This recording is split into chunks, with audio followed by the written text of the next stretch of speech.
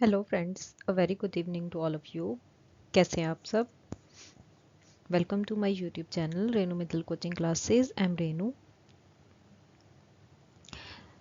आज का हमारा टॉपिक है लेवल्स ऑफ टीचिंग, राइट। मेरी पिछली वीडियो में भी हमने यही टॉपिक किया था, आज उसी को टॉपिक को हम कंटिन्यू करेंगे। So let's start. Understanding level of teaching. कहते it comes in between the memory level and reflective level, right. हमारे थ्री लेवल्स ऑफ टीचिंग होते हैं। First one is memory level teaching, second one is understanding level and third one is reflective level, right. आज हम करने वाले हैं understanding level of teaching. कहते it comes in between the memory level and reflective level. This stage of teaching involves a moderate level of thoughtful behavior, right? जो first हमने memory level of teaching किया था वहां पे हमने पढ़ा था कि ये क्या होती है, थॉटलेस होती है। यहाँ पे क्या है, हम जो टीचिंग है उसने क्या है, लेसन्स जो है वो स्टूडेंट्स को ओनली प्रोवाइड करने हैं, राइट। कि उनको समझ में आए नहीं आए ये टीचर की रिस्पॉन्सिबिलिटी नहीं है। टीचर ने जस्ट अपनी जो नॉलेज है, अपनी जो अंडरस्टैंडिंग है वो कन्वे करनी है टू द स्टूडेंट, राइट। वहां पे उनकी बिल्कुल भी इंटरेक्शन नहीं होती है। It is a prerequisite for the reflective level teaching learning which requires the use of higher mental processes, right. जो रिफ्लेक्टिव लेवल है जिसको कि हम most thoughtful level of teaching बोलते हैं, वहां पे कहते क्या है, यूज होता है हायर मेंटल प्रोसेसेस का। The term understanding literally means to be comprehend, to grasp and to have knowledge of, to learn, to interpret and to infer etc, right। कहते जो हम अंडरस्टैंडिंग में का मतलब क्या है, अंडरस्टैंडिंग का मतलब क्या होता है कि किसी चीज को, किसी चीज की नॉलेज होना, किसी चीज को सीखना, किसी चीज को गेन करना, राइट। मॉरिस एल बीच कहते हैं अपनी बुक में learning theory for teachers defines that understanding level teaching seeks to acquaint students with the relationship between generalizations and particulars, between principles and solitary facts, and which show the use to which the principles may be applied, right। कि यहाँ पे क्या है कि जो हमने relationship सीखने हैं किसके बीच में, जनरलाइजेशंस के बीच में होने चाहिए एंड पर्टिकुलर्स के बीच में होनी चाहिए, राइट। कि कोई चीज पर्टिकुलर बेसिस पे भी हमें सीखनी चाहिए, और जब वो जनरलाइज हो जाती है और थ्योरी बन जाती है उस लेवल पे भी हमें वो चीज़ क्या है, सीखनी ज़रूरी है। Herbert mentions three forms of mental reality which play an important role in teaching learning at the understanding level, right। कहते हैं हर्बर्ट मेंशन करते हैं three forms of mental reality जो कि एक इम्पॉर्टेंट रोल प्ले करते हैं अंडरस्टैंडिंग लेवल पे। They are sense impressions, images and elective elements of pleasure and pain, sorry। कहते वो हो क्या होती हैं, सेंस इंप्रेशंस होते हैं जो हमारे सेंसरी ऑर्गन्स होते हैं, राइट। कि फॉर एग्जांपल हमें कोल्ड हो रखा है तो हमारे सेंस ऑर्गन्स हमें बताते हैं, हमारा नोज क्या है बंद हो जाता है, तब वो हमारे सेंसरी ऑर्गन्स बताते हैं कि हमारा जो है नोज क्या है, हमें कोल्ड हो गया है, हमारा नोज अच्छे से काम नहीं कर रहा है, राइट। इमेजेस होगी जी कि अगर हम किसी कुछ सामने कोई अपने इमेजेस देखते हैं उसको हम जनरलाइज करते हैं। And elective elements of pleasure and pain, जो इलेक्टिव एलिमेंट्स होते हैं, फॉर एग्जांपल अगर किसी के चोट लगी तो उसको क्या है, पेन फील होगा, राइट। अगर कोई किसी का रिजल्ट आया और वो पास हो गया तो उसको अंदर से क्या होगा, प्लेजर फील होगा, right.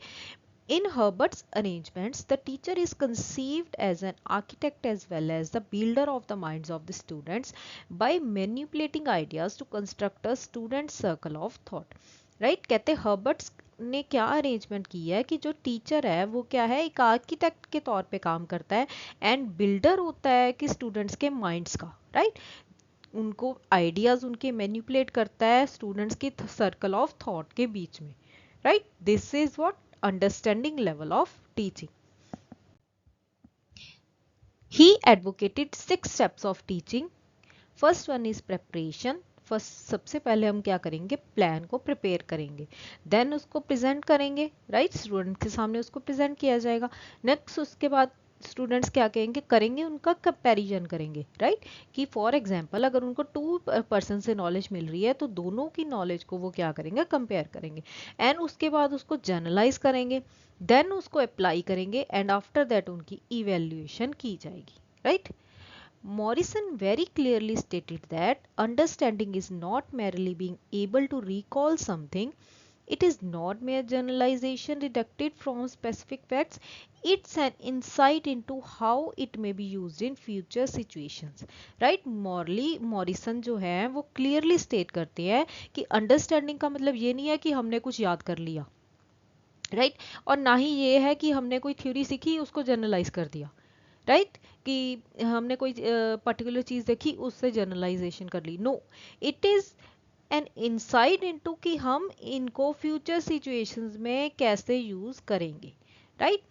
Morrison asserted that the outcome of all teaching is mastery and not memorization of facts, right? Morrison clearly state करते हैं कि understanding means कि हम उस concept में mastery कर रहे हैं rather than कि हम only memorization कर रहे हैं facts की, right? Next important points regarding understanding level. Morrison क्या है यहाँ पे मेन प्रोपोनेंट है अंडरस्टैंडिंग लेवल ऑफ टीचिंग के। It is memory plus insight at is as it goes beyond just memorisation facts, it focuses on mastery of the subject, right. यहाँ पे क्या है, मेमोरी के बाद उसकी प्रॉपरली इंसाइट भी होती है। यहाँ पे ओनली मेमोराइजेशन ऑफ फैक्ट्स नहीं होता but focuses on mastery of the subject. It makes people understand generalizations, principles, and facts. It provides more and more opportunities for the students to develop intellectual behaviour, right. यहाँ पे क्या है, students को ज़्यादा से ज़्यादा अपॉर्चुनिटीज़ मिलती हैं कि वो अपने इंटेलेक्चुअल बिहेवियर को डेवलप कर सकें. It provides an active role for both pupil and the teacher for the assimilation of facts.